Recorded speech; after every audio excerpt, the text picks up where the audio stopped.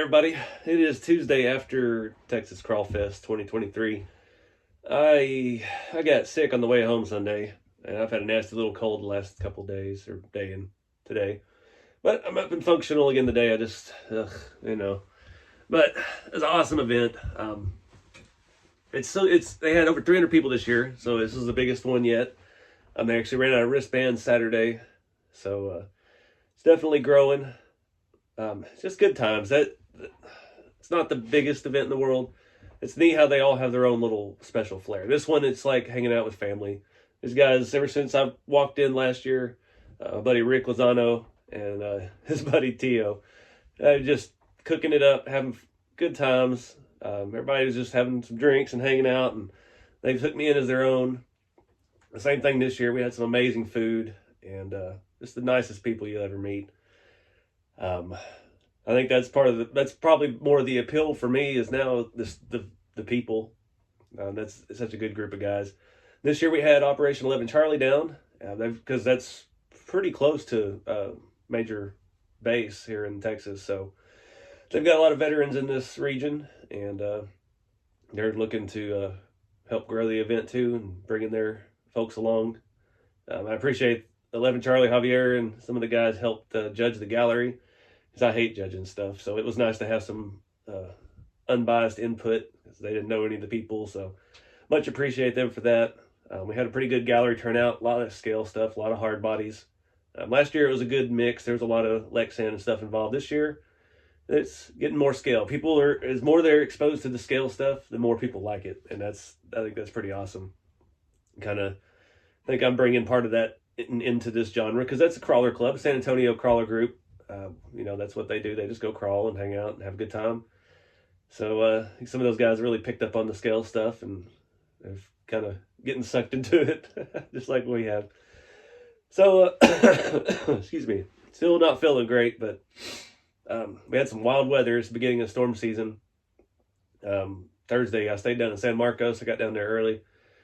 And I had some crazy storms come through, so it was kind of a late start on Friday. It was a muddy mess, but luckily it dried up quick. It's down there on the near the Guadalupe River. Yeah, I think it's the Guadalupe. There's a lot of rivers down there. It's a beautiful countryside. Sam at GSL Ranch is the nicest dude you'll ever meet, and he just loves getting people out there and having fun. He owns that place, and it's off-road park. And it's kind of neat, too, because it's kind of Wild West. I mean, you're walking around, there's people on dirt bikes side by side, there's rock crawlers, and then there's kids driving RC crawlers, there's horses, there's cows. You never know what you're going to run into. I think last year we were camping, I got up in the middle of the night, and I come out of my camper, and there was a horse under my canopy in my booth. But it's a really neat place. Want to give a shout out to Lucas, Get You Some RC on YouTube. He designed and built the trail, him and his team, and he built all the structures on this trail. And that man is a genius with scale structures. I'll put a link below to his channel. Check him out if you want to see how he built some of these structures. That trailer house that they had out there was gorgeous, and he hand bent the tin for it, and it's painted. The bridge, I think it was about 7 foot high, wide enough for 2 crawlers to pass each other. I mean, it's just gorgeous stuff. The trail was really well thought out. I was talking with him. He designed it where there's a walking trail, and most of the trail is chest or head level to where you're driving, and you have a place to walk along with it. There's a big ravine that feeds into the river further away from the park, and that's where the trail is. It's all just rock, and it's just wild looking.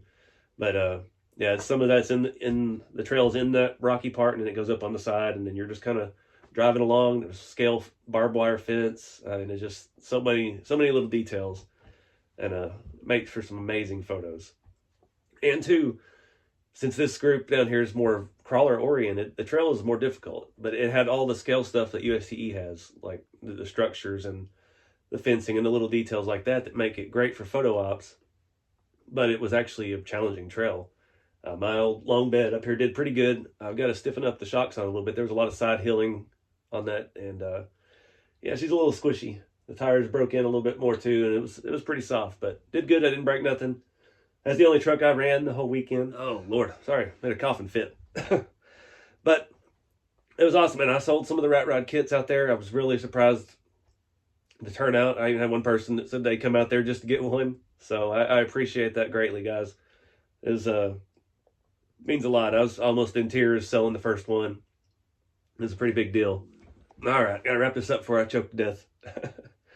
But yeah, I just want to thank everybody, the San Antonio Crawler Group, and Rick and Tio, and Jose, and Alamo City Hobbies, big sponsor of the event. They come out there every year and set up shop, and big supporter of it. Lots of little vendors out there. We had some new vendors, lots of tire foams, and I can't remember all the names of everybody, but it's pretty cool watching it grow. I got in early enough on this one that last year was pretty small still. This year it's starting to feel more official, and it's really growing. So yeah, I'm gonna wrap it up, guys. I appreciate y'all watching, and keep it scale. I'll see y'all at the next event. It's coming up here in a couple of weeks at Beat the Creek. I get the packing again.